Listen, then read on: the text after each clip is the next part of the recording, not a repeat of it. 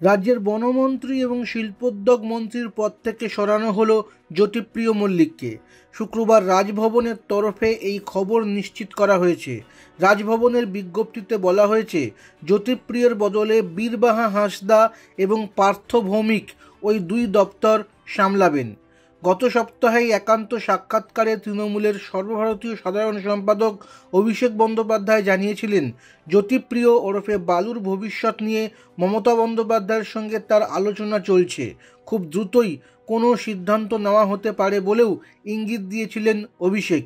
তবে শুক্রবারের এই সিদ্ধান্ত নিয়ে তৃণমূলের অন্দরে সামান্য বিভ্রান্তি তৈরি হয়েছে। তৃণমূলের একাংশের মতে বালুকে পুরোপুরি মন্ত্রিসভা থেকে সরিয়ে দেওয়া হয়েছে, আবার অন্য অংশের মতে তার হাত থেকে দুটি দপ্তর কেড়ে নেওয়া হয়েছে। তিনি এখন দপ্তরবিহীন মন্ত্রী। এই সূত্রে প্রশ্ন উঠছে, দপ্তর কেড়ে নিয়ে কি জ্যোতিপ্রিয়কে মন্ত্রিসভা থেকে সরিয়ে দেওয়ার প্রাথমিক পদক্ষেপ করা হলো? আগামী দিনেই তা বোঝা যাবে।